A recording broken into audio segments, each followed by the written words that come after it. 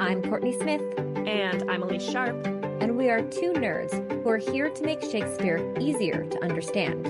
In this podcast, we will explore as many dimensions to Shakespeare's plays as we can by looking at the text, examining the historical context in which the plays were written, and how his plays are viewed through modern lenses of feminism, racism, classism, colonialism, nationalism, ableism, all of the isms. We will discuss how his plays shaped both the past and present, and, as theater makers, how his plays can be responsibly performed today, all while trying our best to approach his works without giving in to Bardolatry. So, Shakespeare Anyone?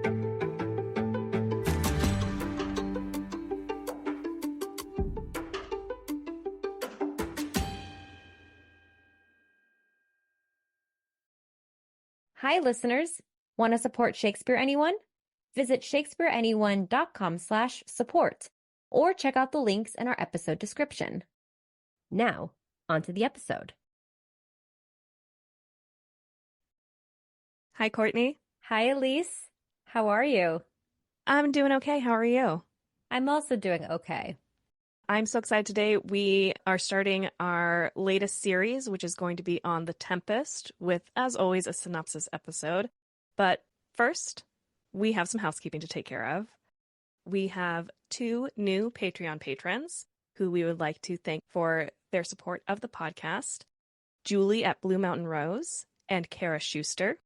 And we also want to thank our ongoing Patreon patrons who have supported us throughout the years of us podcasting. So we are going to give a big shout out to these patrons.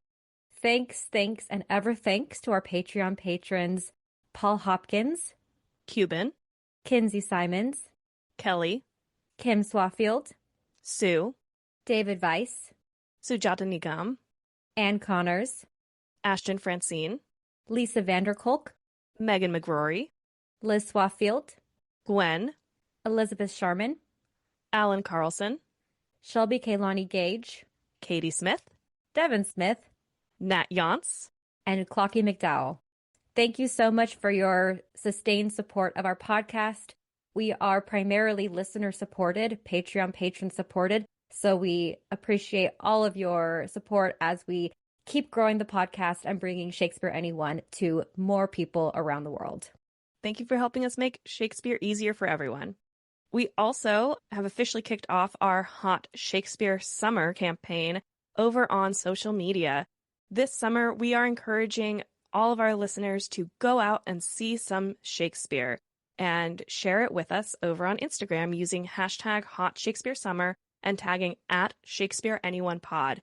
If you participate in Hot Shakespeare Summer, we will reshare your posts and stories to our story, and we will be randomly selecting people who participate in Hot Shakespeare Summer to receive exclusive merch from the podcast. Yes, and so far, Elyse and I have started our Hot Shakespeare Summer. I went to DC to the Folger Shakespeare Library, and Elyse went to New York and saw some Shakespeare tourism over in New York, and we'll be talking about that on our Patreon later this month, so please check out the start of our Hot Shakespeare Summer over on Patreon. And share yours with us over on Instagram. We'd also like to say a very big thank you to Nat Yonce for editing this episode. Now, if it is your first time joining us, we want to let you know that our synopsis episodes are a scene-by-scene, moment-by-moment explanation of what happens in the play. We'll be following them with our Stuff to Chew On episodes, which include basic information about the play, information that you might encounter in a educational setting if you were reading this play. And then we will go on deeper dives and explorations of topics related to this play. As a synopsis episode, we are just giving a summary of what happens in the play that Shakespeare wrote. Yes. So as Elyse said, please, if you want some analysis of beautiful language and different lenses that you can look at these plays through, please stick with our series. But for right now, this is what's happening, what's being said moment by moment. We are starting, as you said at the top of the show, Elyse, with a brand new play. This is our 10th play for Shakespeare Anyone. Wow, what a milestone. Yes, year 5, play 10. And we are kicking off the second half of 2025 exploring The Tempest.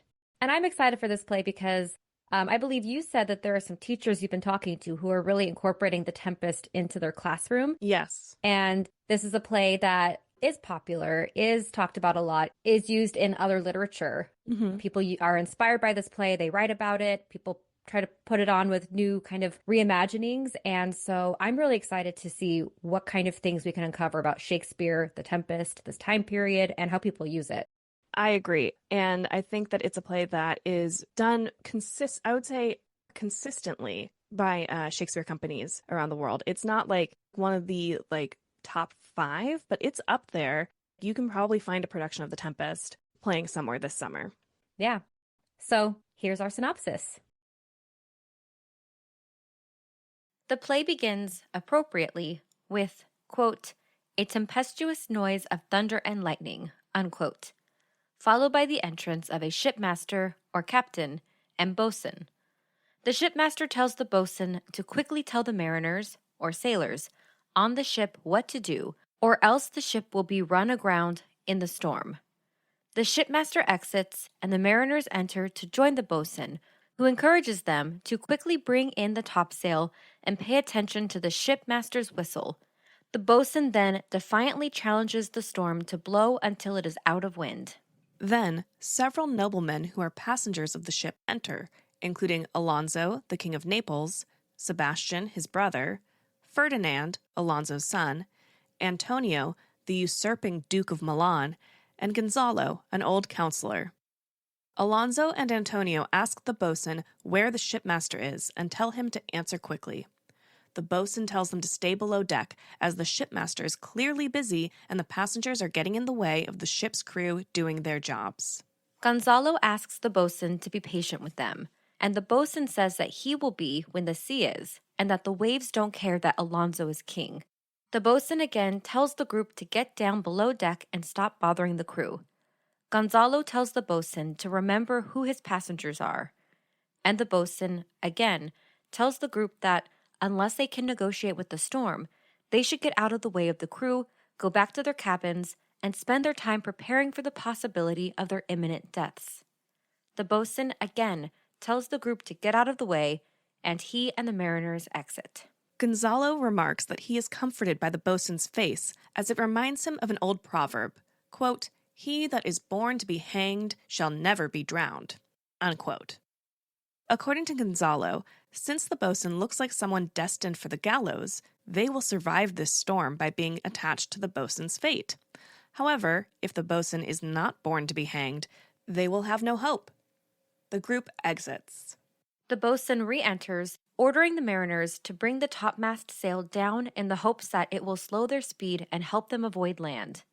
A cry is heard off-stage, presumably from the group of nobles, and the boatswain curses how loud the group is. Sebastian, Antonio, and Gonzalo enter again, and the boatswain asks them what they are doing above deck again and if they plan to drown. Sebastian and Antonio curse the boatswain, while Gonzalo comments again that he believes the boatswain will not drown. The boatswain, trying his best to keep the ship from crashing on land, orders it held as close to the wind as possible, and then calls for the major sails to be set to bring the ship back to the open sea. The mariners enter, wet, and cry out that hope is lost and everyone should start saying their final prayers. The boatswain asks if they are already dead. Gonzalo says that the king and prince are below deck working on their prayers and that the rest of the nobles should go assist them. Antonio blames the boatswain and the mariners for the group's imminent death, but Gonzalo clings to his belief that they will not drown today. There is a clamor of noise from below deck, and Gonzalo cries out that the boat is splitting apart. Antonio says that they will all sink with the king, and Sebastian agrees they should leave. Antonio and Sebastian exit, leaving Gonzalo behind.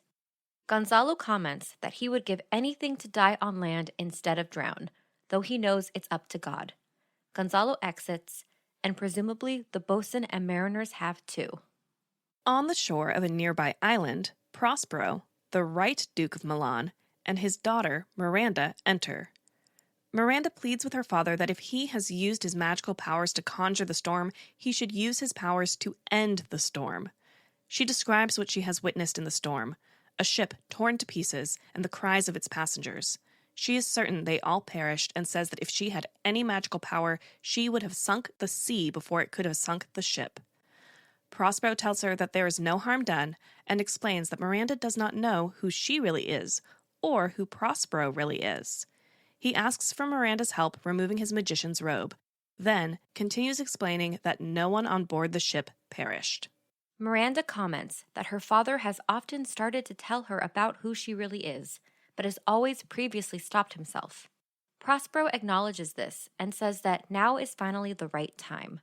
He asks if Miranda can remember a time before they lived on the island, as she was not yet 3 years old when they arrived. She says she has a vague memory of 4 or 5 women who attended her. Prospero tells her that she had more attendants and asks if she remembers anything else since she remembers this. Miranda does not. Prospero reveals that 12 years ago, he was the Duke of Milan and a prince of power. Miranda interrupts to ask if he is truly her father. Prospero says that her mother was virtuous and said Miranda was his daughter. Miranda's father was Duke of Milan, and she, his only heir and a princess. Miranda asks if it was foul play or a blessing that they are now on the island instead of in Milan, and Prospero says it was both. Miranda sympathizes with the suffering she previously did not know her father went through, and asks Prospero to continue his story. He does. Prospero explains that he had employed his brother, Antonio, to manage the governing of Milan. At the time, the Dukedom of Milan was the premier independent state of Italy, and Prospero was renowned as a duke of dignity and knowledge. Prospero focused on his studies, specifically the magical ones, left the governing of the state to Antonio, and over time, Prospero became a stranger to his government and subjects. Prospero then asks Miranda if she is listening, and she affirms she is. Prospero continues, explaining that once Antonio had learned to play the games of politics, he gained favor with Prospero's followers by giving them new offices and titles, and the followers began to follow Antonio instead of Prospero. Prospero accuses Miranda of not listening, and she asserts that she is paying attention. Prospero summarizes that he was busy with his studies, which were more valuable than most of the populace could understand, and had put his trust into his brother Antonio. According to Prospero, Antonio, having access to the power and the revenue of the office of the Duke of Milan, began to believe that he, Antonio, was the legitimate Duke of Milan. Prospero again asks Miranda if she is listening, and she confirms she is. Prospero explains that Antonio's ambition grew to the point that he wanted to remove Prospero and become the absolute sovereign of Milan. Prospero notes that he was happy in his library, but Antonio began to believe Prospero was incapable of performing the secular duties and powers of the office of the Duke. Prospero explains that Antonio was so thirsty for power that he made an alliance with the King of Naples and made the previously independent Dukedom of Milan a subordinate subject of Naples. Miranda and Prospero comment on how terrible it was for Antonio to do this to his brother. Then, Prospero continues explaining that the King of Naples was a longtime adversary of Prospero's, so the king was more than happy to hear Antonio's plan. Antonio and the king conspired that, in exchange for Milan bending the knee to Naples, the king would help Antonio quickly usurp the dukedom from Prospero. And they did. One night, Antonio raised an army against Milan and had his agents abduct Prospero and toddler Miranda. Miranda says she will cry. Prospero tells her to hold on, as there's still more to this story. Miranda asks why Antonio and his allies did not in that moment kill Prospero and Miranda. Prospero says that Antonio could not kill them because A. Prospero was beloved by the people of Milan, and B. Doing so would reveal the treachery of the whole business and make Antonio look bad. Instead, the agents conveyed Prospero and Miranda to a small ship and sailed them down the river to the sea, where they were put onto an even smaller boat that was in such bad shape even rats wouldn't board it. Miranda worries aloud that she, as a 2-year-old, would have been a lot of trouble to Prospero in that situation, and he says no, she saved him. Miranda asks how they managed to come ashore on this island, and Prospero reveals that it was divine intervention. He also shares that Gonzalo, who was one of the agents who conveyed Prospero and Miranda out of Milan, had given them fresh water and food in addition to rich garments, linens, and other necessities for their survival, as well as Prospero's most prized books from Prospero's library in Milan. He notes that this was purely due to Gonzalo's charitable nature. Prospero puts his magical cloak back on and tells the rest of the tale. From that time they arrived on the island, he has provided Miranda with a better education than any other princess in the world. Miranda thanks him and asks, again, his reason for raising the storm. Prospero reveals that, by some chance, his enemies have sailed close enough to the island that he used the storm to bring them ashore, and he is seizing the opportunity for revenge. He then uses his magic to put Miranda to sleep so that she will stop questioning him. Once Miranda is asleep, Prospero calls his servant Ariel, who is a spirit native to the island.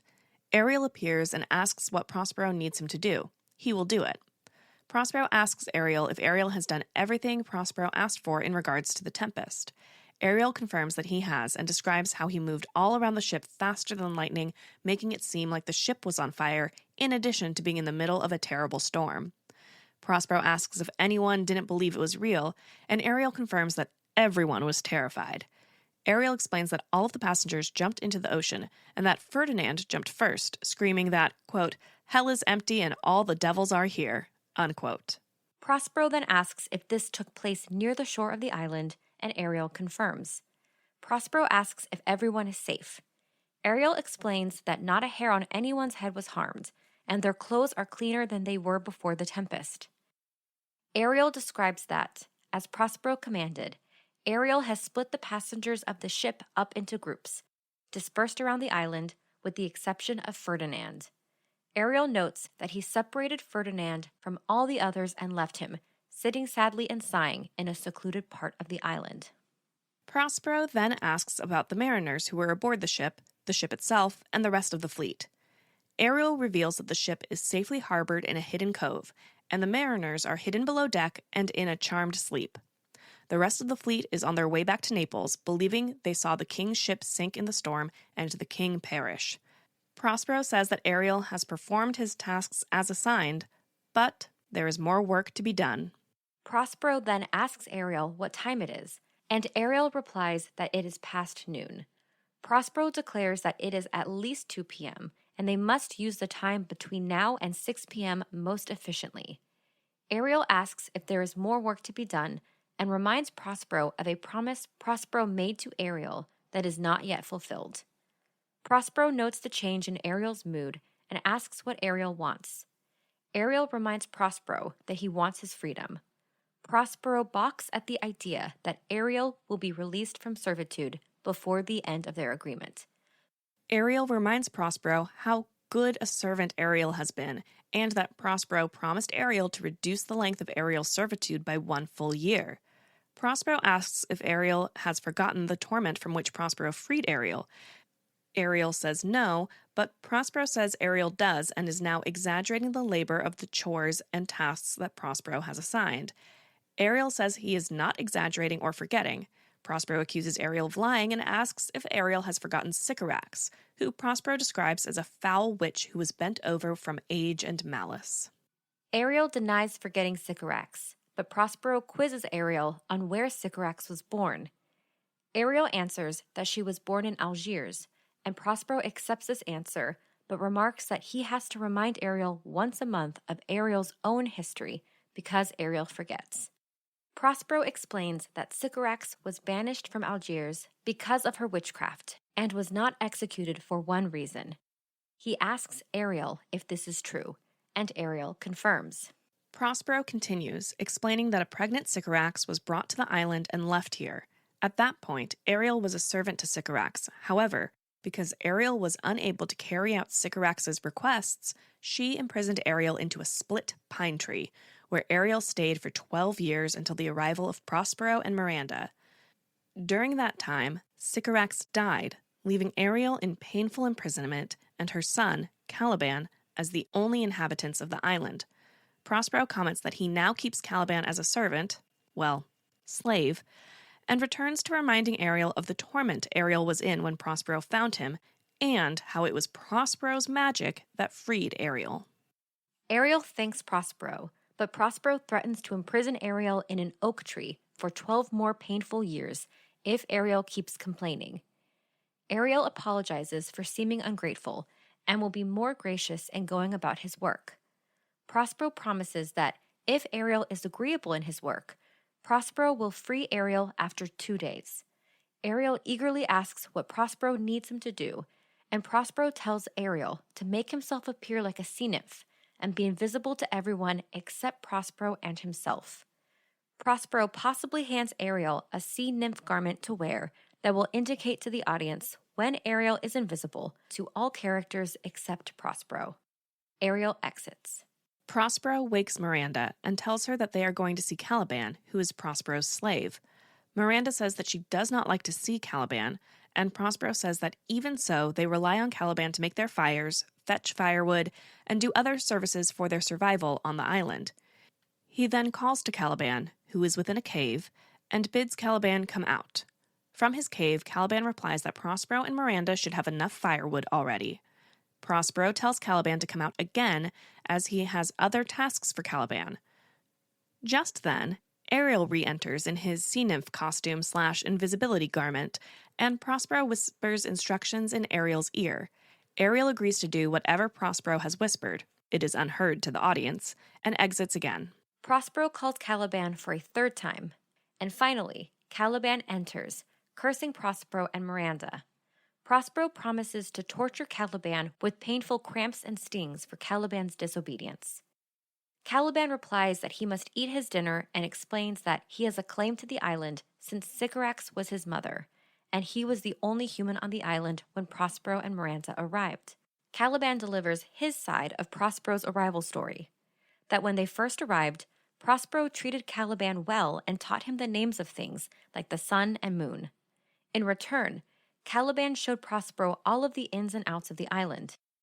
Caliban curses his younger self for doing so and wishes all of Sycorax's spells and curses on Prospero, because Caliban was king of the whole isle before Prospero's arrival, and now, as Prospero's sole subject, Caliban is imprisoned to a small corner of the island. Prospero calls Caliban a liar who only responds to being whipped instead of kindness. Prospero says that he treated Caliban humanely and let Caliban live with him and Miranda until Caliban tried to rape Miranda.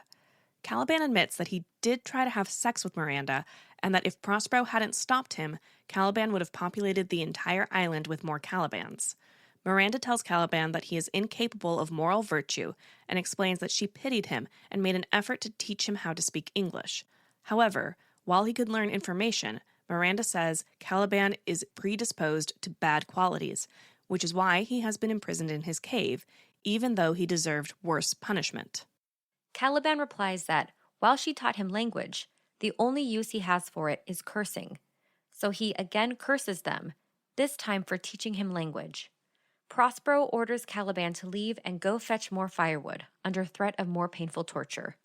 Caliban asks for no torture, and, in an aside, reveals to the audience that he must obey Prospero because Prospero is so powerful that even Sycorax's god would bow to him.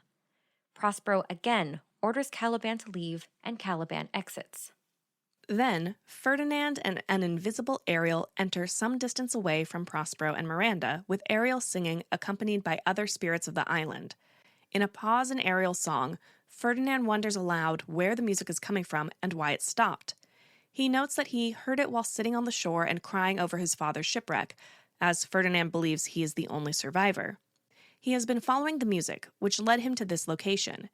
Ariel starts up the song again, with lyrics about a drowned father, and Ferdinand observes that the song is now talking about his father, and therefore must not be human or earthly. He says he hears the music coming from above him. Prospero asks Miranda to look in Ferdinand's direction and describe what she sees. She assumes Ferdinand is a spirit, noting that he is handsome, although he's a spirit. Prospero reveals that Ferdinand is not a spirit, but a human, just like himself and Miranda. He shares that Ferdinand was in the shipwreck, and even though Ferdinand is grieving, Prospero says that you can say Ferdinand is a handsome fellow. Prospero tells Miranda that Ferdinand is wandering around looking for others from the wreck. Miranda replies that she might say Ferdinand is divine because she has never seen a mortal so good-looking. In an aside, Prospero says that everything is going according to his plan. He then turns to Ariel and promises to free Ariel within 2 days for this. Ferdinand then sees Miranda and, believing her to be a goddess who has conjured the music he hears, asks her if she lives on the island, how he should behave on the island, and if she is a maid, which means, is she human, an unmarried woman, and a virgin? Miranda replies that she is a maid, and Ferdinand is surprised to hear her respond in his language. Ferdinand tells Miranda that he is the highest-ranking man, as he assumes the king is dead, in the world that speaks this language. Prospero hears this and asks what Ferdinand would be if the king of Naples heard him say such things. Ferdinand replies that he'd be one and the same, and states, more clearly, that since his father died, he is now king of Naples, and that he saw his father and all his father's lords, including the Duke of Milan and the Duke of Milan's son, drown. Note, this is the only mention of Antonio having a son who was also on board the ship, and this character never appears in the Tempest. In an aside, Prospero says that he and Miranda could reprove Ferdinand if it was the right time and place. He then notes that Miranda and Ferdinand are exchanging affectionate looks. Prospero tells Ariel that he will set Ariel free for helping with Prospero's matchmaking scheme. Prospero then pulls Ferdinand aside, saying that Ferdinand has made some errors in his speech and Prospero has corrections for him. In an aside, Miranda wonders aloud why her father is being so rude to Ferdinand, who is the third man she has ever seen in her life, but the first she's ever been attracted to. She hopes compassion will move her father to allow her to marry Ferdinand. Ferdinand then addresses Miranda and tells her that if she is a virgin and not in love with someone else, he will make her Queen of Naples. Prospero interrupts and says he has more to say to Ferdinand, and, in an aside, reveals that he can tell they love each other, but he will have to make it difficult for Ferdinand to earn Prospero's approval. That way, Miranda and Ferdinand will put more value in their union than they would if Prospero made it easy for them. Prospero then calls Ferdinand over again and commands Ferdinand to listen to him. Prospero again accuses Ferdinand of falsely claiming to be the king of Naples, and adds that he suspects Ferdinand of being a spy, sent to take the island from Prospero. Ferdinand swears that he is doing neither. Miranda agrees, saying that Ferdinand is so good-looking that he can't be evil on the inside. Prospero tells Ferdinand to follow him and admonishes Miranda for speaking on Ferdinand's behalf, calling Ferdinand a traitor. Prospero then threatens to imprison Ferdinand. Ferdinand resists and draws his sword, but Prospero uses magic to prevent Ferdinand from moving. Miranda pleads with her father to be kinder to Ferdinand, and Prospero rejects this because he is her father. Prospero tells Ferdinand to put his sword away, or Prospero can make him drop it. Miranda continues to plead with Prospero to release Ferdinand, and eventually Prospero relents and releases Ferdinand, though leaving Ferdinand weaker than before. Ferdinand says that all of his problems, including his new loss of strength and Prospero's other threats, are nothing to him if he can see Miranda every day while he is imprisoned. In an aside, Prospero notes that his plan has worked. He tells Ferdinand again to follow him, commends Ariel's work so far, and says that he has more for Ariel to do. Miranda tells Ferdinand to be comforted, as her father is usually much nicer, and she has never seen him act like this before. Prospero tells Ariel again that he will free Ariel if Ariel does everything Prospero asks, and Ariel promises to follow every step of the plan. Prospero again tells Ferdinand to follow him, and Miranda to not speak to Ferdinand. Everyone exits. Alonso, Sebastian, Antonio, Gonzalo, and 2 new lords, Adrian and Francisco, and others from the shipwreck, enter. Gonzalo is in the middle of trying to convince Alonso and everyone else that they shouldn't be sad because by some miracle they have been saved from drowning. Alonso tells Gonzalo to be quiet, and Sebastian and Antonio comment to each other that while Alonso is not receptive to Gonzalo's attempts to comfort him, Gonzalo will not be stopped. Gonzalo continues to try and prove through logic that the King of Naples should look on the bright side, and Antonio and Sebastian continue to comment on the side. Alonso again asks Gonzalo to be quiet, and Gonzalo says he is done. However, Antonio and Sebastian make a bet between themselves whether Gonzalo or Adrian will talk next. Antonio wins the bet as Adrian begins to speak. Adrian comments on how, even though the island seems to be deserted, the landscape and air is quite lovely. Sebastian and Antonio attempt to undercut Adrian's positive descriptions of the island by claiming it is rough and smelly. Gonzalo agrees with Adrian that the island has everything they need to survive and comments on how green the grass is and what a miracle it is that their clothing seems brand new instead of damaged by the shipwreck and salt water. Sebastian and Antonio continue to disagree with Gonzalo and Adrian. Gonzalo continues that he believes their garments are now as fresh as when they first put them on, which was in Africa, where they had been for the wedding of the king's daughter, Claribel, to the king of Tunis. Presumably, this is where they were coming from when they encountered the Tempest. Sebastian and Adrian comment on how advantageous the marriage is and how great a queen of Tunis Claribel will be. Gonzalo says she will be as great a queen as Dido, famous queen of Carthage, which is a reference to the Aeneid.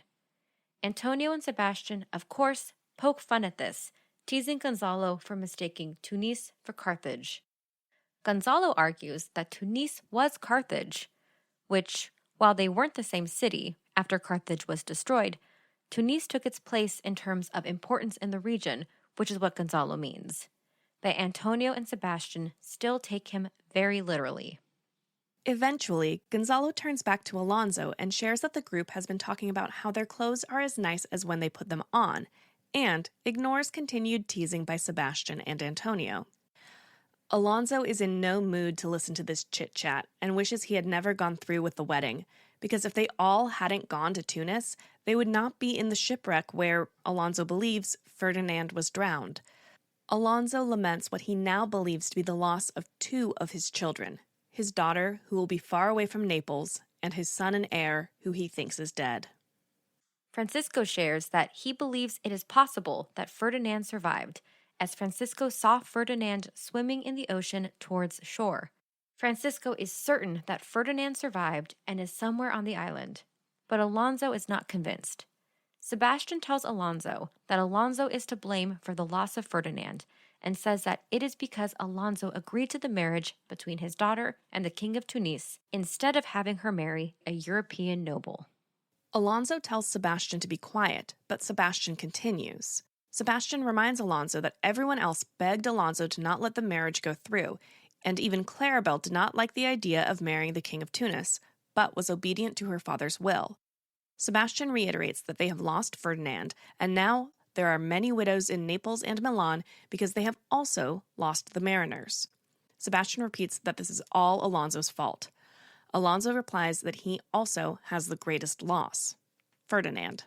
Gonzalo tries to smooth things over by stating that Sebastian is speaking truth. However, now is not the time to bring this up, and the way that Sebastian said it lacked gentleness. Gonzalo compares it to rubbing salt in a wound instead of putting on a bandage. Sebastian says he did it well, and Antonio says he was like a surgeon. Gonzalo turns back to Alonso and says that when Alonso is in bad spirits, it puts everyone else in a bad mood too. Sebastian and Antonio continue their snide side comments at the expense of Alonso, as Alonso details what he would do if he were to colonize the island and make an ideal commonwealth, using, according to the Art in 3rd edition, an extended allusion to an essay by Michel de Montaigne. Gonzalo describes a nation that is the opposite of usual customs and has no commerce, no written records or sophisticated learning, no riches, poverty, or servitude, no boundaries, no labor, no means of succession or terms of contracts, no employment. Instead, everyone is idle, but also innocent and pure. He describes a class systemless society where the community rules instead of a king, and there is no crime or violence. Nature provides everything they need. He says he would govern this land so perfectly that it would be better than Ovid's Golden Age, something like a Garden of Eden. Gonzalo ignores the continued comments of Sebastian and Antonio, and he asks Alonso if Alonso is paying attention to him. Alonso again tells Gonzalo to be quiet, as Gonzalo is talking nonsense. Gonzalo replies that he did it to make Sebastian and Antonio laugh, since they laugh so easily. Antonio reveals that they have been laughing at Gonzalo, not with him. This does not bother Gonzalo, as he continues with some wordplay that Sebastian and Antonio do not pick up on. Gonzalo says they talk a good game, but are all talk. Ariel enters, presumably invisible, and playing solemn music as Gonzalo, Sebastian, and Antonio continue to argue over whether or not Sebastian and Antonio are more than just talk. Gonzalo notes that he is getting sleepy and asks Antonio and Sebastian to laugh him to sleep. Everyone except Sebastian, Antonio, and Alonso fall asleep, presumably due to Ariel's magic. Alonso remarks on how quickly everyone has fallen asleep, and then says that he hopes that he is able to fall asleep and stop thinking about his losses, as his eyes are getting tired.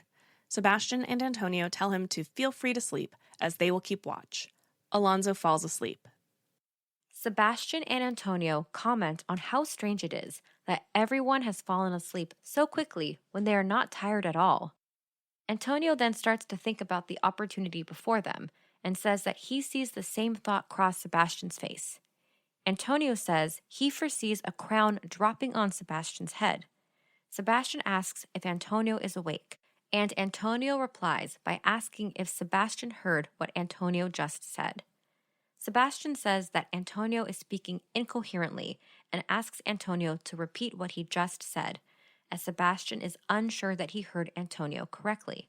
Antonio replies that Sebastian is refusing to see the opportunity before him. Sebastian still thinks Antonio is speaking nonsense, but Antonio replies that he is serious and will guide Sebastian to do things that will improve Sebastian's place in society threefold. Sebastian invites Antonio to instruct him, and Antonio tells Sebastian that he knows how much Sebastian wants the throne, even though Sebastian pretends to only joke about it. Sebastian invites Antonio to say more, as he can tell that Antonio is having a hard time getting to the point of the matter. Antonio continues, saying that even though Gonzalo has almost persuaded the king that Ferdinand is alive, that's not possible. Sebastian agrees that he believes Ferdinand must have drowned. Antonio says that fact gives great hope to Sebastian.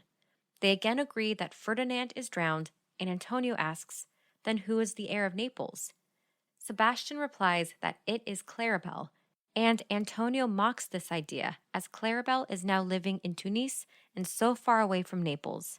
And therefore, he reasons, all that has happened up until now has been setting the two of them up for their next steps. Sebastian does not follow, as Claribel is both Queen of Tunis and heir of Naples, even though there is some distance between the two. Antonio asks how Claribel is going to get back to Naples and asks Sebastian to imagine their sleeping companions as dead. Antonio suggests that if the sleeping group was dead, there would be others who could rule Naples as well as Alonso does, and there would be counselors and lords who could support the new king as well as Gonzalo, Adrian, and Francisco support Alonso. Antonio says he could actually teach a bird to replace Gonzalo. Then, Antonio wishes Sebastian shared his brain and could understand how Sebastian could take advantage of those asleep. Antonio asks if Sebastian is following what he is saying. Sebastian says he is now following what Antonio is hinting at. Antonio asks what Sebastian thinks, and Sebastian says that he remembers that Antonio usurped the dukedom of Milan from Prospero. Antonio confirms this, shows off how his royal robes fit him better than they did Prospero, and says the servants who were Prospero's servants now serve him. Sebastian asks about Antonio's conscience, and Antonio says he has none. Antonio then points to the sleeping Alonso, who Antonio says is no better than the earth Alonso is currently sleeping on. Antonio describes how he could stab Alonso while Sebastian stabs Gonzalo. Then, the rest of the group will believe whatever Antonio and Sebastian tell them happened. Furthermore, the rest of the group will say whatever Antonio and Sebastian tell them to say. Sebastian agrees to the plot, and he and Antonio draw their swords and prepare to stab the sleeping Alonso and Gonzalo. Just then, Ariel enters, invisible, accompanied by music and song. Ariel says that Prospero has foreseen that Gonzalo is in danger, so Ariel sings in Gonzalo's ear to wake him up. Gonzalo wakes just as Antonio and Sebastian have finished preparing themselves. Gonzalo yells and wakes Alonso. Alonso asks why Antonio and Sebastian have their swords drawn and look scared. Sebastian lies and tells the group that they thought they heard bulls or lions. Sebastian asks if that is what woke Alonso, as it was very loud. Alonso says he didn't hear that. Antonio repeats Sebastian's lie, and Alonso asks if Gonzalo heard what Antonio and Sebastian are describing. Gonzalo says he heard a humming, which woke him up. Then he shook Alonso and yelled. He saw Antonio and Sebastian with their weapons drawn when his eyes opened. He says that there was some sort of noise and it would be best if they were either all on guard or left this location. Gonzalo suggests that everyone draw their weapons. Alonso instructs the group to leave this place and search the island for Ferdinand. Gonzalo prays that Ferdinand is kept safe from whatever beast they heard, for he is sure Ferdinand is alive on the island. Alonso commands the group to leave, and they do. Ariel leaves to go tell Prospero what he has done. All exit. Caliban enters with a load of wood as thunder is heard. Caliban curses Prospero, then notes that he knows that spirits that serve Prospero can hear him curse, but he still must curse. He says that they won't do anything unless Prospero commands. Caliban describes how the spirits are sent to torture him over the smallest offense, and he describes the tortures. Sometimes the spirits are apes that bite Caliban. Or hedgehogs that hurt his feet. Sometimes Caliban is covered in snakes whose hissing drives him mad. Caliban then thinks he sees a spirit sent to torment him, as Trinculo, the king's jester, enters. Caliban hides himself by laying flat on the ground under a gabardine, a cloak made of coarse cloth. Trinculo is talking to himself about how it looks like it is going to rain again and he needs to find shelter. Just then, he sees Caliban, who did not hide that well, and wonders if Caliban is a man or a fish and dead or alive. Trinculo says that Caliban smells like a long-dead fish, and that if he was in England and advertised Caliban, tourists would pay money to see him. Showing such a creature would make Trinculo rich, as back in England, there are those who will not give a small amount of money to a beggar, but will shell out the big bucks to see Native Americans who have been brought back to England to be put on display for a paying audience. Trinculo then notices that Caliban has legs and arms and is warm to the touch. He says he was wrong in thinking that Caliban was a fish, and now Trinculo thinks that the person on the ground must be an islander who was struck by lightning. The storm begins, and Trinculo decides to take shelter under the gabardine until the storm is over. Then Stefano, Alonso's butler, enters singing and drinking sack, a kind of white wine. After Stefano's song, Caliban cries out, pleading for the spirits to not torment him. Stefano's attention is then drawn to the gabardine, which has two sets of legs poking out from underneath it, and wonders aloud if it is a devil or a native to the island. Stefano says that he is not scared of this monster with 4 legs.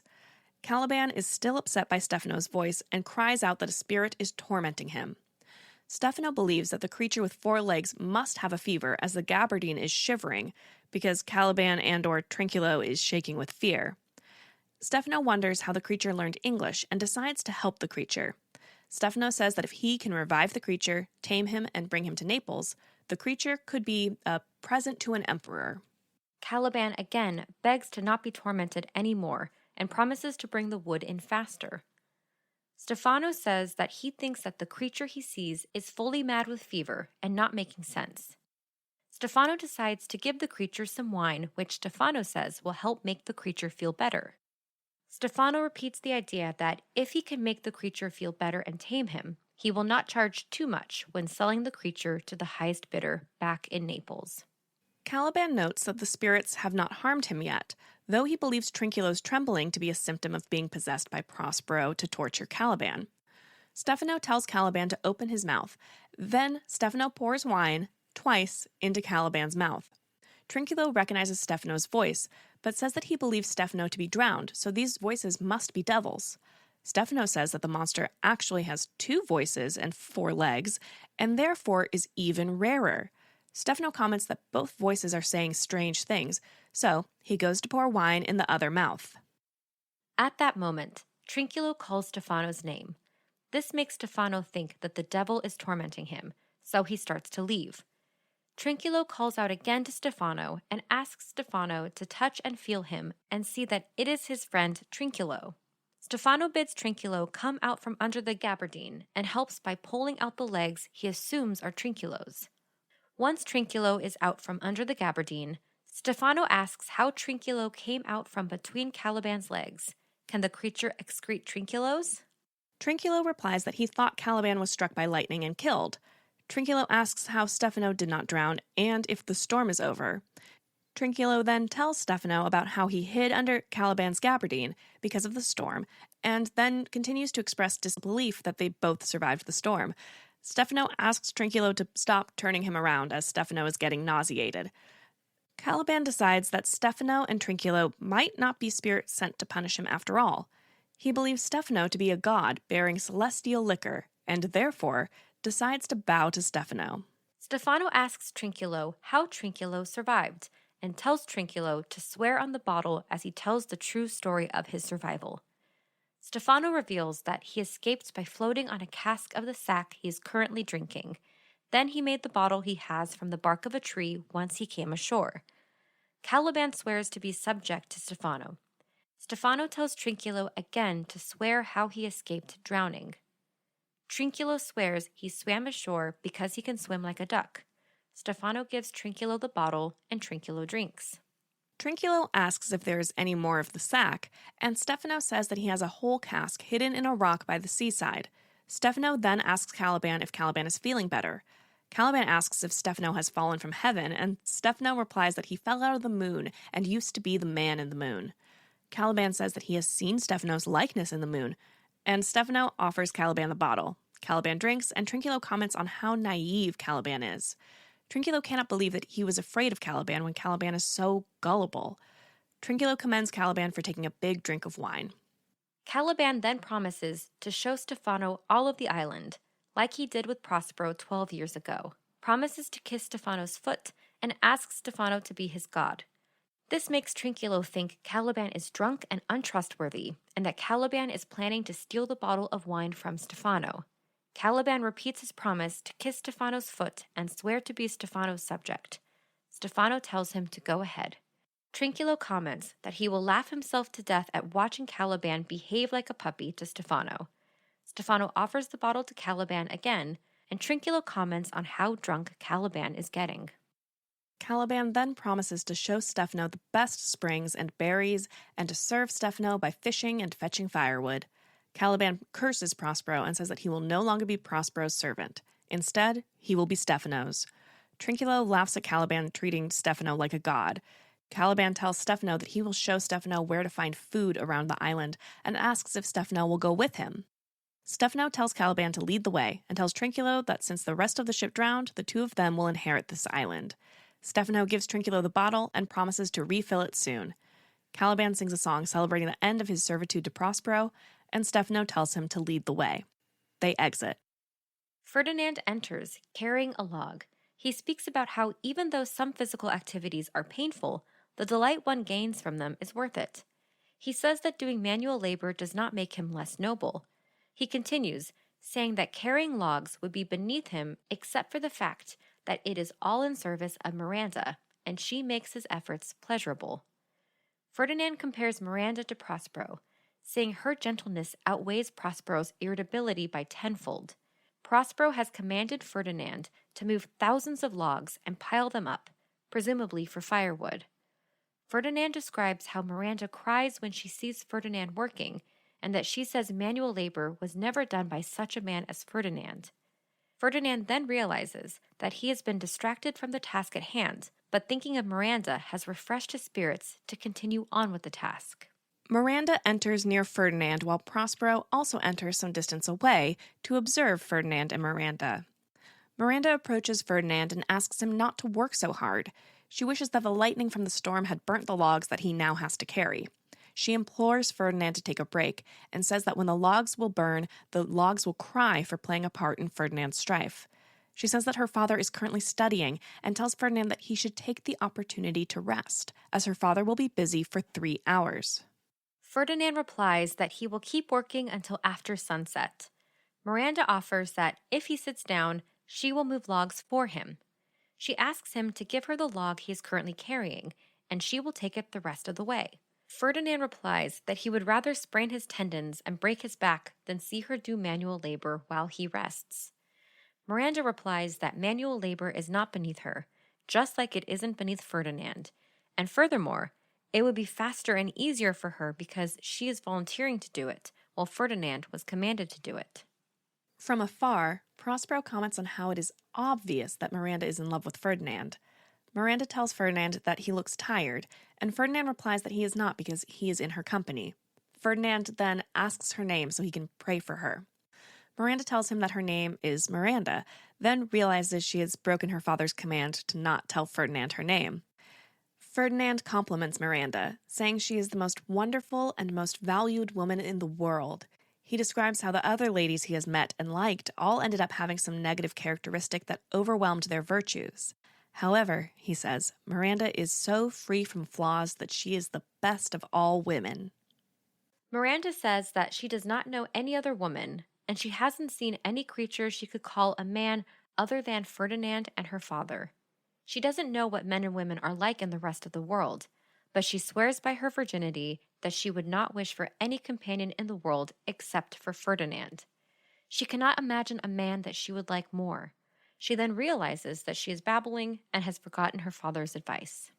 Ferdinand tells Miranda that he is a prince and possibly a king, though he hopes his father isn't actually dead, and he typically would not endure this labor. He says he would rather have a fly lay its eggs in his mouth. However, the instant he saw Miranda, he knew he would do anything for her, and for that reason, he is willing to carry these logs. Miranda asks if he loves her, and he swears to heaven and earth that he loves, prizes, and honors Miranda. Miranda starts crying from happiness. In an aside, Prospero comments on how rare such true love is and how lucky Miranda and Ferdinand are to have found each other. He also notes that their future child will be heir to both Naples and Milan. Ferdinand asks Miranda why she is crying, and she responds that she feels unworthy of offering anything of equal worth to Ferdinand's love, but also fears she would die without it. Then she realizes that she is being silly trying to hide her desire, as the longer she hides it, the more it will grow. Therefore, she banishes her coyness and declares that she will be Ferdinand's wife if he wants to marry her. If not, she will die a virgin. She says he may deny marrying her, but she will be his, no matter if he wants her or not. Ferdinand says that she will be his, and she asks him if he will be her husband. He says yes, and pledges himself to her as eagerly as someone released from bondage embraces their new freedom. They take each other's hands, then Miranda says farewell. They'll meet again in a half hour. Ferdinand echoes the farewell, and they both exit. Alone on stage, Prospero says that he cannot be as happy about this match as they are, since they are surprised by it, but nothing will make him happier. Prospero decides to return to his studies as there are more tasks to complete before supper time for Miranda and Ferdinand's marriage and Prospero's revenge on the courtiers. Prospero exits. Caliban, Stefano, and Trinculo enter mid-conversation. Stefano tells Trinculo to not tell him something. They'll drink water once the wine is gone, but no water until then. Therefore, Trinculo needs to stay standing and drink up. Stefano tells Caliban, who he calls servant monster, to toast him. Trinculo comments on the idea of Caliban, who is also drunk, being an effective servant to someone who is also drunk. He says that Caliban says there are 2 others on the island, and if those 2 are as drunk as these 3, the entire island would be in trouble. Stefano continues to encourage Caliban to drink when Stefano commands him, as Caliban is drunk. Trinculo and Stefano comment on the amount that Caliban has drunk, and Stefano says that he could drink the sea and not be as drunk as Caliban. In fact, Stefano says he swam 35 leagues, approximately 100 miles, to shore from the wreck. This is inconsistent with his previous claim about how he came to the island. Stefano tells Caliban that he will make Caliban his lieutenant or ensign. Trinculo says that Stefano should make Caliban a lieutenant as he cannot stand well enough to be an ensign, or a flag bearer. Stefano tells Caliban that they will not run from battle, and Trinculo notes that they cannot go into battle either. Stefano tells Caliban to speak. Caliban asks Stefano how Stefano is doing, and asks to lick Stefano's shoe. He says he will not serve Trinculo, as Trinculo is not valiant. Trinculo calls Caliban a liar and says that he is valiant enough to fight a constable. Trinculo asks Caliban if there was ever a coward who drank as much wine as Trinculo has, and if Caliban will tell a monstrous lie, since he is a monster. Caliban says that Trinculo is making fun of him and asks Stefano if Stefano will let Trinculo continue to mock Caliban. Trinculo calls Caliban an idiot for treating Stefano like his lord. Caliban asks Stefano to bite Trinculo to death. Stefano tells Trinculo to be careful what he says or he will be hanged like a mutineer. Stefano says that Caliban is his subject and therefore should not suffer indignity. Caliban thanks Stefano and asks if Stefano will hear Caliban's suit again. Stefano says he will and instructs Caliban to kneel and repeat it while he and Trinculo stand. Ariel enters invisible as Caliban starts to tell Stefano and Trinculo that he is a subject to a tyrant, Prospero, who is a practitioner of dark magic and who stole the island from Caliban. Ariel, mimicking Trinculo's voice, says that Caliban is lying. Caliban calls Trinculo a liar and wishes Stefano would kill Trinculo, as Caliban is not lying. Stefano tells Trinculo not to trouble Caliban anymore, or else he will punch Trinculo in the mouth. Trinculo says he didn't say anything, so Stefano says Trinculo should be quiet then and say no more. Stefano tells Caliban to proceed. Caliban continues his story and repeats that Prospero used magic to get the island from Caliban. Caliban asks Stefano to take revenge, which he believes Stefano will, even though Trinculo won't. Stefano says he will. Caliban says that Stefano will be lord of the island and Caliban will be his servant. Stefano asks how they should take revenge on Prospero, and if Caliban can bring Stefano to where Prospero is. Caliban says he can and will bring Stefano to Prospero when Prospero is asleep, and then Stefano can hammer a nail into Prospero's temple. Ariel, again in Trinculo's voice, calls Caliban a liar and says that Caliban cannot do this. Caliban again turns on the jester, Trinculo, and asks Stefano to hit Trinculo and take the wine away from him. When Trinculo can't drink wine, Caliban says, Trinculo will have to drink seawater, as Caliban will not show him where the freshwater streams are on the island. Stefano tells Trinculo to stop flirting with danger and not interrupt Caliban again, or else Stefano will lose all mercy for Trinculo and beat Trinculo up. Trinculo asks what he did to deserve this, as he hasn't done anything. Trinculo decides to step away from the group. Stefano asks Trinculo if he said that Caliban was lying, and Ariel, again in Trinculo's voice, calls Stefano a liar. Stefano then hits Trinculo because he thinks that Trinculo called him a liar. Trinculo says that he did not accuse Trinculo of lying and says that Stefano must be out of his mind and hearing things. Trinculo curses the wine and says that drinking this much sack can cause Stefano to act like this. Trinculo curses Caliban and Stefano. Caliban laughs at this, and Stefano tells Caliban to continue with his tale, then tells Trinculo to move away. The Arden 3rd edition notes that Stefano's instructions to move away is most likely directed at Trinculo, but some people think it is to Caliban, since Caliban smells bad. Caliban encourages Stefano to continue to beat Trinculo, and says that, after a little time, Caliban can beat Trinculo too. Stefano tells Trinculo to stand even farther away. Again, the Arden 3rd edition notes that this is most likely an instruction to Trinculo, but could be directed to Caliban. Stefano then instructs Caliban to proceed with his suit. Caliban continues, explaining that Prospero typically takes a nap in the afternoon, and that's when Stefano can hammer a nail into Prospero's head after taking possession of Prospero's books, or hit Prospero in the head with a log, or wound Prospero in the stomach, or cut Prospero's neck. Caliban tells Stefano to remember to first gain possession of the books, as they are the source of Prospero's magic, and without them, Prospero is as much a drunk fool as Caliban and cannot control any of the spirits. Caliban says that all of the spirits hate Prospero like Caliban does, then tells Stefano to burn the books. Caliban says that Prospero also has impressive tools that Prospero could decorate a house with, and that they should also consider the beauty of Miranda, who even Prospero says is equal to no other in beauty. Caliban only knows that Miranda is far more beautiful than Sycorax was. Stefano asks if Miranda is indeed so splendid, and Caliban replies that she will look great in Stefano's bed and bear his children, who will then inherit the island. Stefano promises to kill Prospero, become king of the island with Miranda as his queen, and make Trinculo and Caliban viceroys, who can rule in place of the monarch. Stefano asks Trinculo if Trinculo likes this idea, and Trinculo does. Stefano asks for Trinculo's hand and apologizes for beating Trinculo up, but then cautions Trinculo to mind what he says in the future. Caliban says that Prospero will be asleep within 30 minutes and asks if Stefano will take the opportunity to kill Prospero. Stefano promises, and Ariel, in an aside, says that he will tell Prospero about this plot.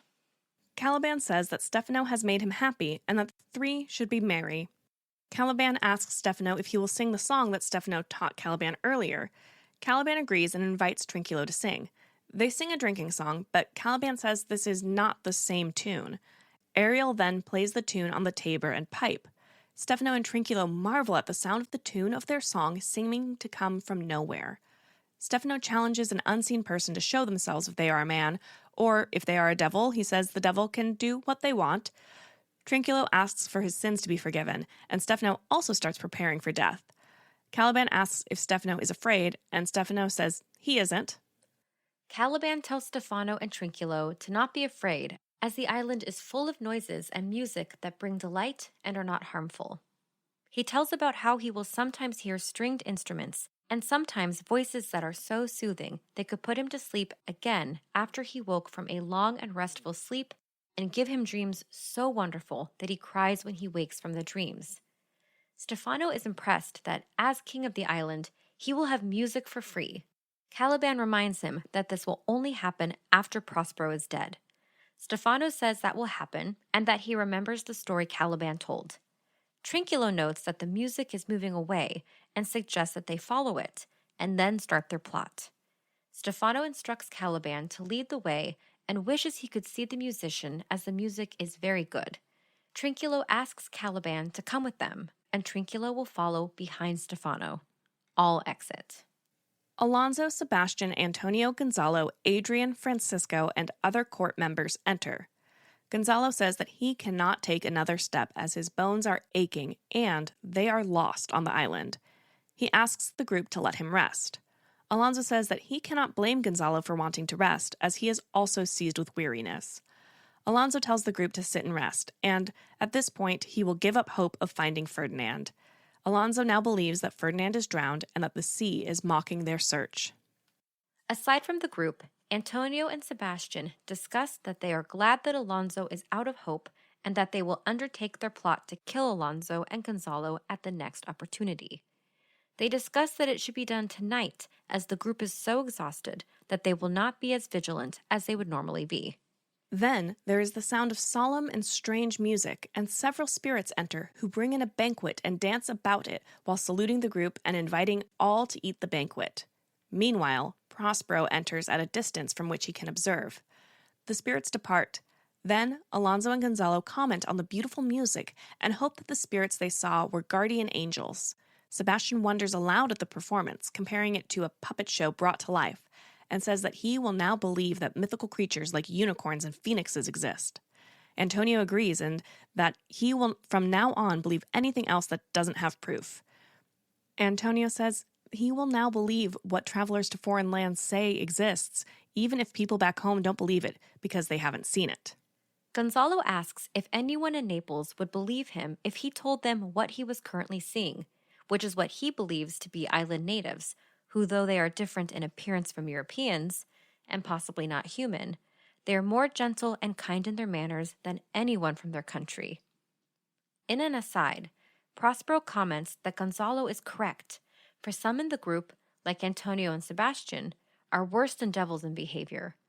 Alonso comments again on how full of wonder he is at these spirits. Prospero, in an aside, commands the spirits to depart, and they vanish. Sebastian notes that the spirits left the banquet behind, and the group is hungry. He asks Alonso if Alonso will eat the food in front of them, and Alonso says he will not. Gonzalo tells Alonso that there is no need to fear, and reminds him that there were many things that they would not have believed to exist, but travelers have reported do exist. Alonso decides to approach the banquet and eat, even if it might be his last meal. He invites Sebastian and Antonio to eat with him. Then there is thunder and lightning as Ariel, dressed like a harpy, enters, claps his wings upon the table, and makes the banquet vanish by some stage magic. Ariel then addresses Alonso, Antonio, and Sebastian, calling them 3 men of sin and claiming that they do not deserve to live. Ariel says that he has made them mad, and their misguided and excessive bravery is comparable to those who die by suicide. Alonso, Sebastian, and Antonio draw their swords, and Ariel calls them fools and informs them that he and the other spirits are servants of fate and cannot be harmed by their swords. Furthermore, Ariel makes the swords too heavy for Alonso, Sebastian, and Antonio, so they can no longer lift them. Ariel reminds them that they conspired to usurp Prospero and send him and innocent Miranda out to sea. For this foul deed, Ariel says, which was not forgotten by fate, fate made the Tempest and the island work against them. It is because of their crimes against Prospero that Alonso has lost his son Ferdinand, and Ariel now pronounces that all 3 will suffer eternal damnation worse than death unless they repent and live a pure life from here on out. Ariel vanishes in a clap of thunder. Then the spirits enter again, accompanied by soft music, dancing and grimacing at the group as they remove the table. From his position on stage, Prospero comments on how well Ariel performed the role of harpy and how Ariel has carried out every instruction Prospero has given. Additionally, he says that the other spirits have also performed their roles with the same dedication, energy, and attention to detail. Prospero believes that his magic, which is superior to that of Sycorax, works and has entangled his enemies in temporary madness. Thus, they are now under his control, and he will leave them like this while he goes to check on Ferdinand and Miranda. Prospero exits. Gonzalo asks why Alonso is standing and staring so strangely. Alonso replies that he thought the winds said Prospero's name and uttered his crime of helping to supplant Prospero. He says the winds explained that this crime is why Ferdinand is dead, and therefore Alonso will drown himself. Alonso exits. Sebastian and Antonio exit to fight the spirits who enchanted them. Gonzalo comments that all 3 are so desperate that their guilt is now beginning to erode their minds and souls. He asks the younger members of the group to follow the 3 and prevent them from doing harm to anyone else or themselves while they're in this madness. Adrian echoes this, and all exit. Prospero, Ferdinand, and Miranda enter.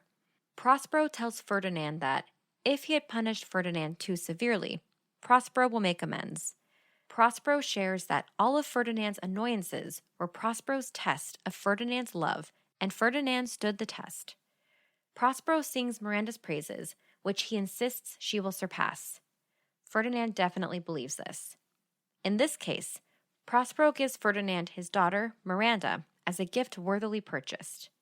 But Prospero also warns Ferdinand that, if he breaks Miranda's virginity before the marriage ceremony, the marriage will be miserable and barren.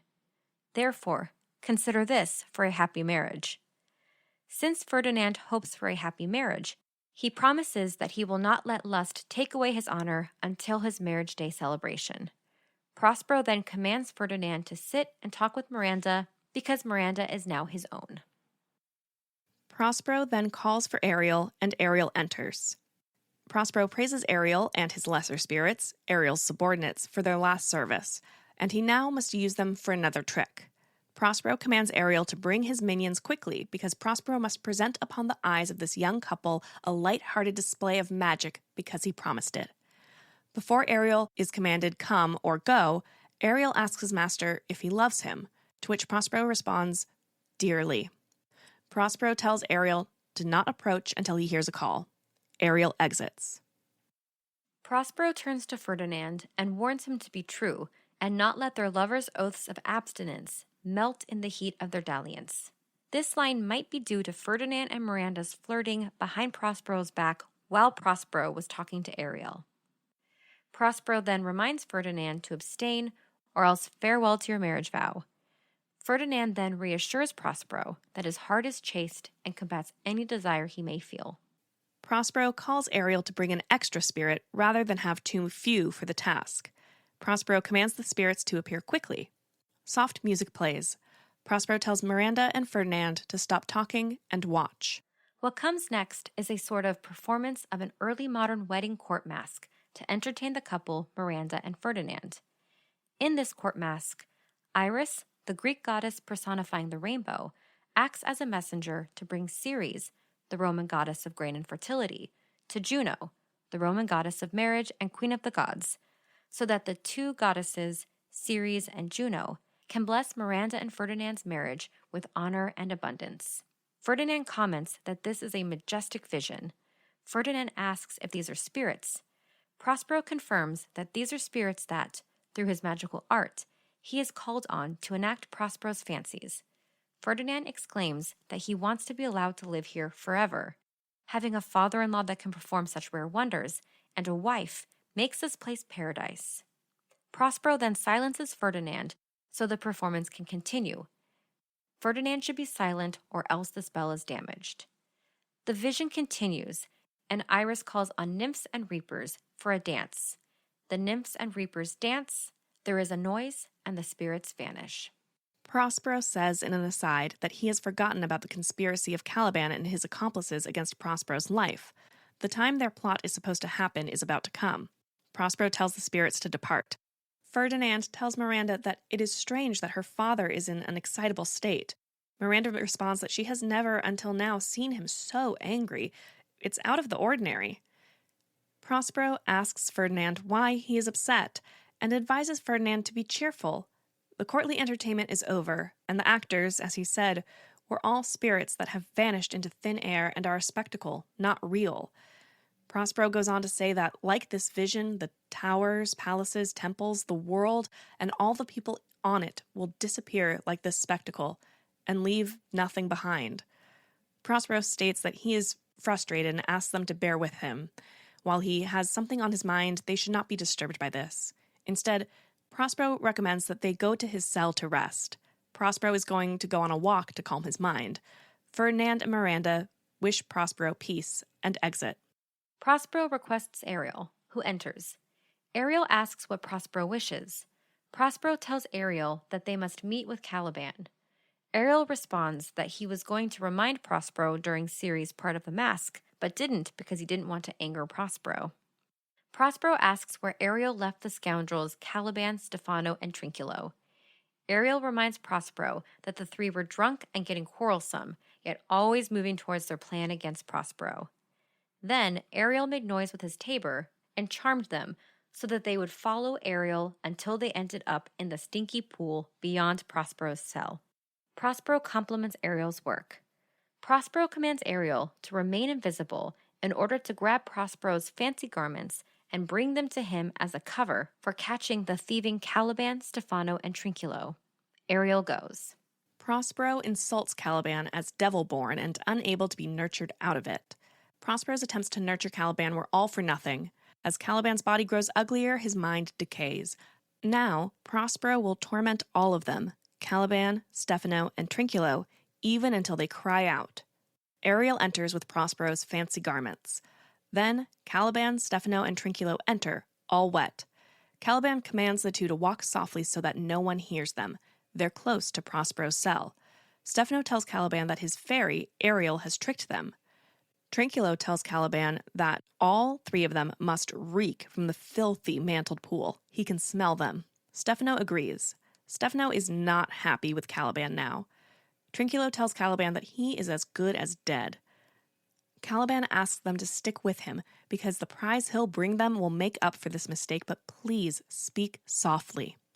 Trinculo and Stefano do not have confidence in this plan.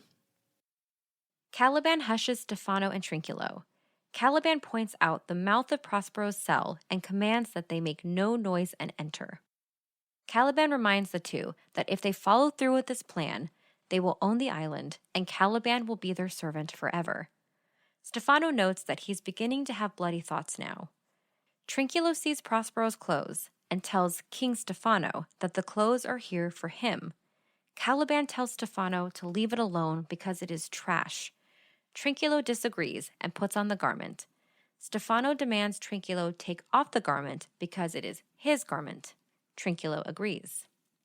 Caliban tells Stefano to leave the clothes alone and do the murder first because if Prospero is awake, he will punish them for this. Stefano demands Caliban be quiet. Stefano asks if this garment is not his garment.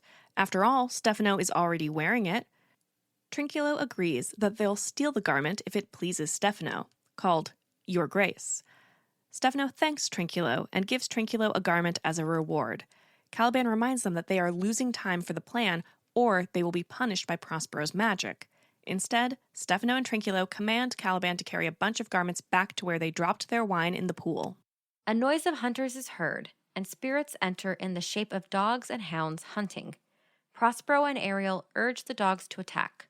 The spirits chase Caliban, Stefano, and Trinculo off stage. Prospero commands Ariel to order his spirits to torment them.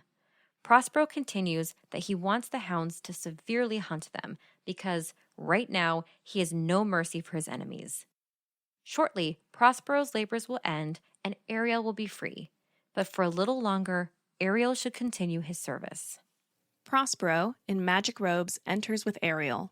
Prospero's plan is coming to a head, and he anticipates that everything is in place for this plan to come to a successful conclusion. Prospero asks Ariel what time it is, and Ariel says that it is almost 6 o'clock, the time Prospero said our work should end. Prospero reminds Ariel that he did say this when he first raised the Tempest. Prospero then asks Ariel how things are going for the king and his followers. Ariel confirms they are confined exactly as Prospero ordered.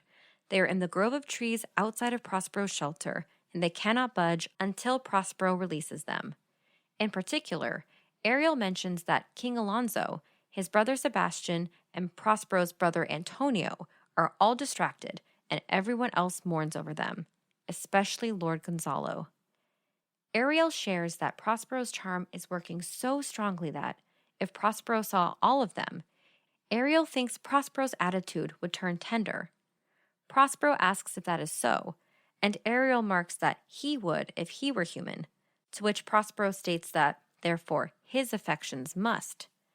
The reason for this is that Ariel is just air, and so, if Ariel is sensing the king and his followers' hardships, Prospero, who is human, and thus more in accord with humankind, must be more compassionately affected than Ariel.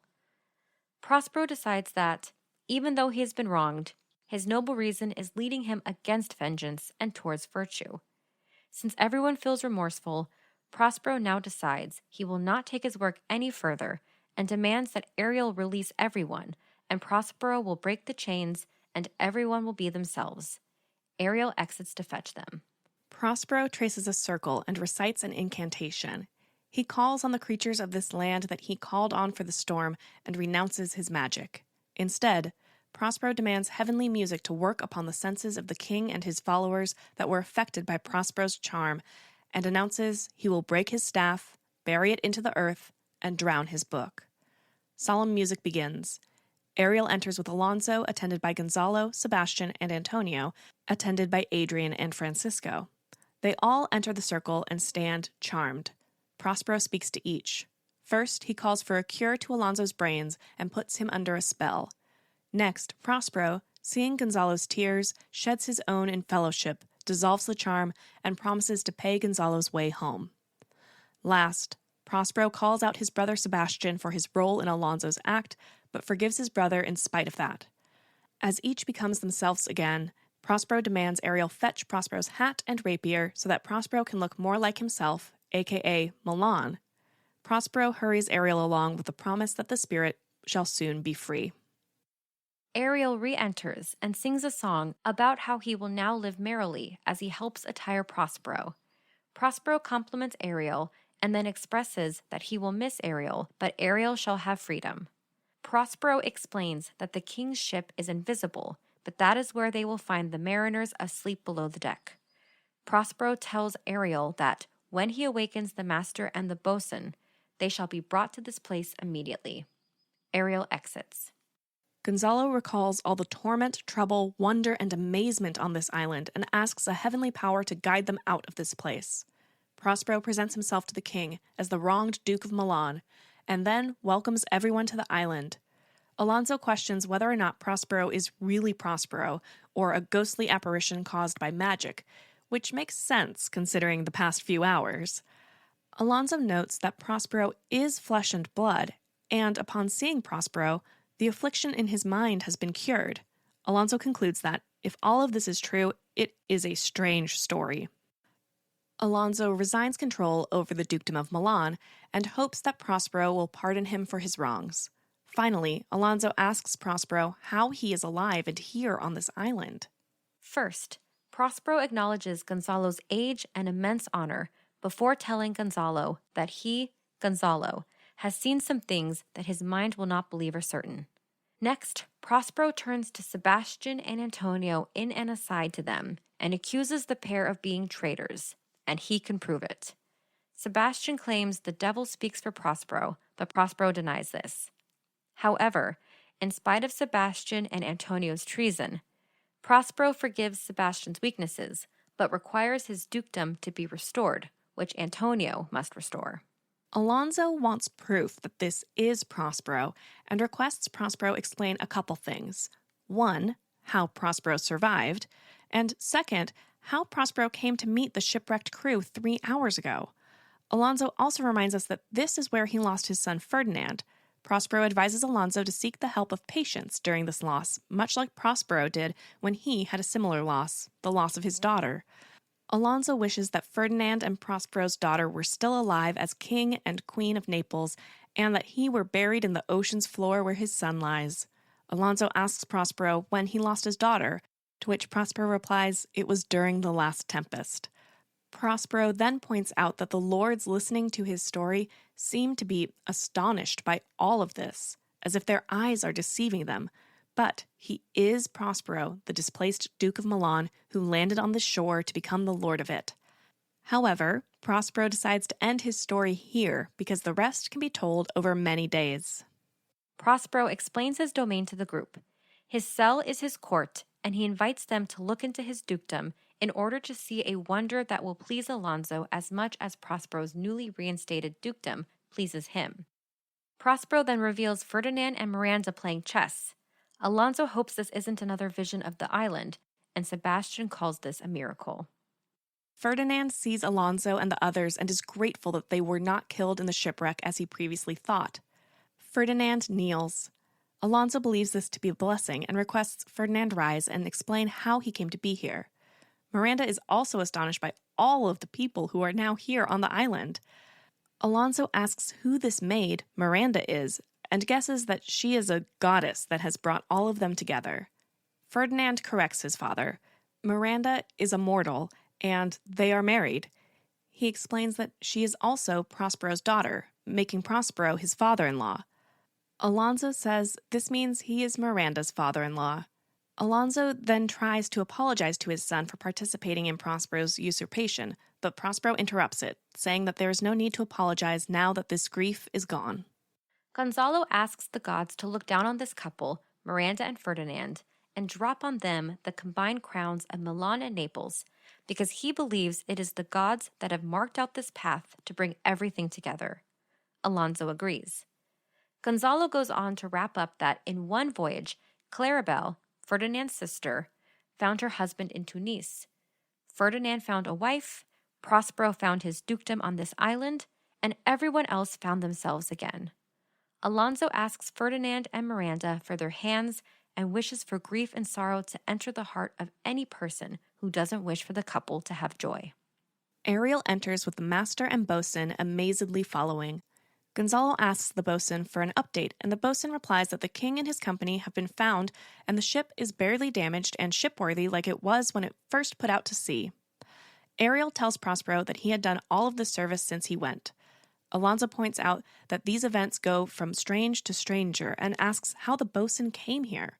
The bosun shares that they were dead asleep under the deck when they were awakened by horrible noises. When they awoke, they were delighted to see the crew and the ship were freshly dressed. Then, instantly, as if in a dream, they left the crew and were brought here.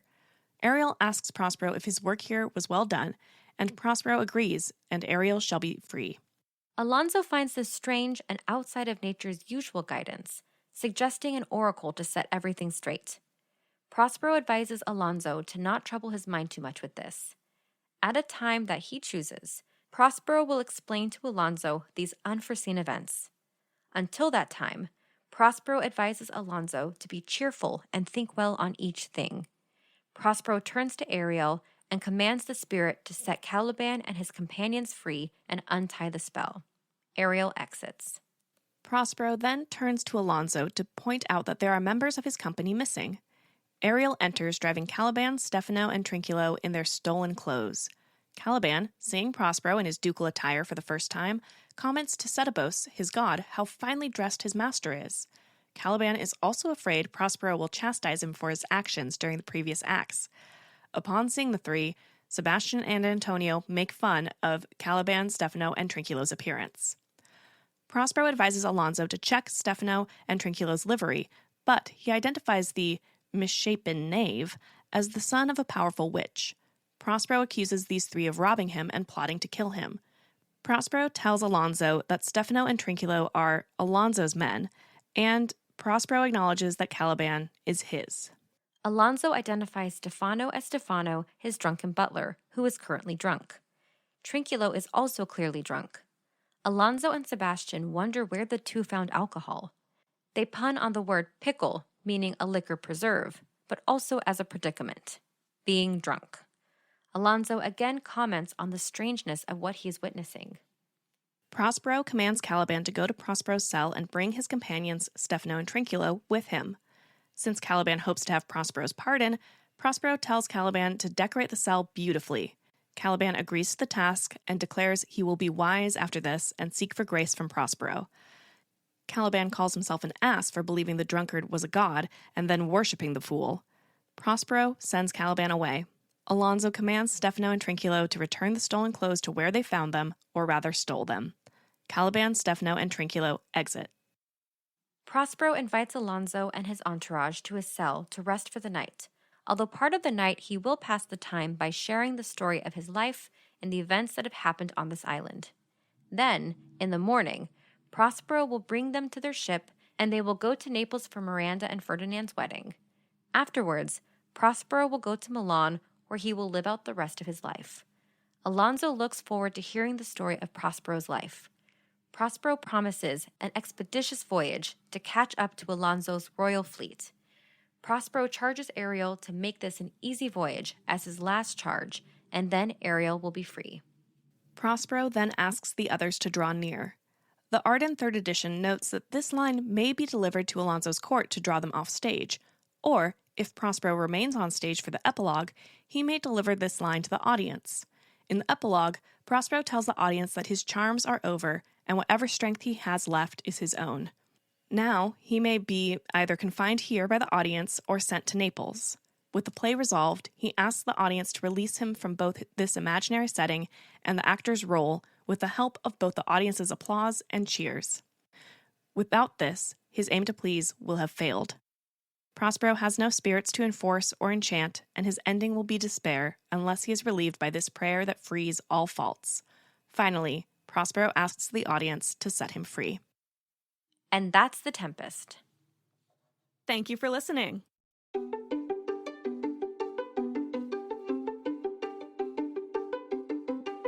I'm Kourtney Smith. And I'm Elyse Sharp. This is Shakespeare Anyone? Thank you so much for listening to Shakespeare Anyone. Works referenced in this episode are available in the episode description. Our theme music is Neverending Minute by Sounds Like Sander. If you would like to support us, visit shakespeareanyone.com/support or check out the links in our episode description. You can also hit the subscribe button, like us, leave a comment, write a review, share us on social media, tell a friend about us, all the things. We'd appreciate it.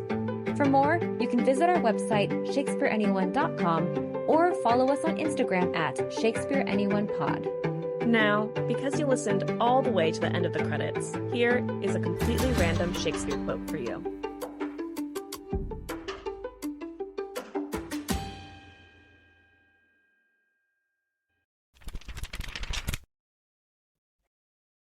From Richard II, Act 5, Scene 6, said by King Henry.